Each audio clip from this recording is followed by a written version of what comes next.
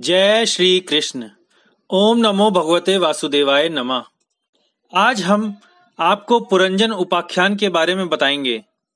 महाराज पृथु के वंश में एक राजा प्राचीन बहिष्कृत उत्पन्न हुए, जिन्होंने बहुत यज्ञ किए। उन्होंने सोचा कि यज्ञ के द्वारा वो संपत्ति का समाज सेवा में सदुपयोग कर रहे हैं, और यज्ञ की आहुति में उन्होंने बहुत से पशुओं की बलि दी। ये देखकर नारद जी वहां आए और उन्होंने राजा प्राचीन बहिष्कृत के कल्याण के लिए राजा को पुरंजन उपाख्यान सुनाया, जो इस प्रकार है। प्राचीन काल में एक पुरंजन नाम का राजा था। उसका एक मित्र था अविज्ञात। पुरंजन को सुखी करने के लिए अविज्ञात हमेशा प्रयत्नशील रहता था। फिर भी अपने प्रयत्न की उसे भनक भी ना पड़े, उसका भी वह ध्यान रखता था। यहाँ ईश्वर ही अविज्ञात है। ईश्वर अज्ञात रूप से जीव की सहायता करता है। एक समय की बात है, राजा पुरंजन अपने रहने के लिए स्थान खोजने के लिए अपने घर से निकल पड़ा। बहुत खोजने के पश्चात भी राजा पुरंजन को अपने रहने योग्य कोई स्थान न मिला। एक दिन उस राजा ने हिमालय के दक्षिण में भारत खंड के 9 द्वारों का एक बहुत भव्य नगर देखा, परंतु एक 5 फन वाला सांप उसका द्वारपाल था, जो उस नगर के चारों ओर से रक्षा कर रहा था। नारद जी ने बताया कि पुरंजन जीवात्मा है, जो कि 9 द्वार, 2 हाथ और 2 पैरों वाले मानव शरीर को ही रहने के लिए पसंद करता है।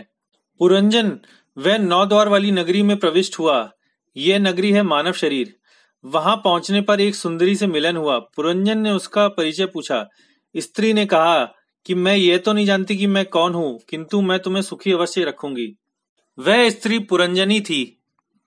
कुल गोत्र का विचार किए बिना पुरंजन ने उस स्त्री से विवाह किया। पुरंजनी नाम की स्त्री बुद्धि तथा अविद्या है, जिससे कि मनुष्य में मैं और मेरेपन का भाव उत्पन्न होता है। यह इंद्रियां ही इसके मित्र हैं, जिनसे वह सब प्रकार के ज्ञान का और कर्म करता है। पुरंजनी से उसके घर 1100 पुत्रों का जन्म हुआ। वह पुत्र आपस में झगड़ते थे।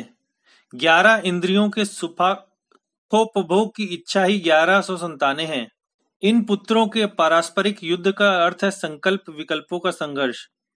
इन्हीं 11 इंद्रियों में जीव फंस जाता है। कई वर्षों तक पुरंजन ने इस प्रकार सुखोपभोग किया।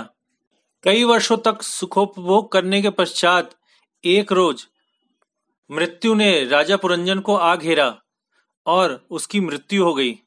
स्त्री में अतिशय आसक्त रहने वाले पुरंजन ने अंतकाल में भी स्त्री का चिंतन करते हुए देह त्याग किया।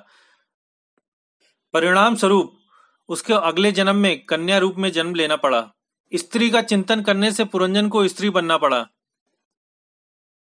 इस तरह नारद जी राजा प्राचीन बहिष्कृत को समझाते हैं कि अंत समय में जिस भी जीव का चिंतन करो, अगला जन्म उसी जीव के रूप में होता है। जैसा कि राजा भरत का भी जन्म हिरण के रूप में हुआ। मनुष्य का चिंतन गिरने से ही वह गिर जाता है, और यही चिंतन चिता के समान बन जाता है। हमें हमेशा ईश्वर से यह प्रार्थना करनी चाहिए कि हम जैसे हैं तेरे हैं, भले हैं बुरे हैं, हम सब तेरे ही हैं। हमें हमेशा ये प्रार्थना करनी चाहिए कि अंत समय में परमात्मा हमें हमेशा तुम्हारा ही ध्यान आए, जिससे हमें मोक्ष की प्राप्ति हो। आशा करते हैं कि ये प्रसंग आपको अच्छा लगा होगा। कृपया लाइक, शेयर और सब्सक्राइब करना न भूलें। जय श्री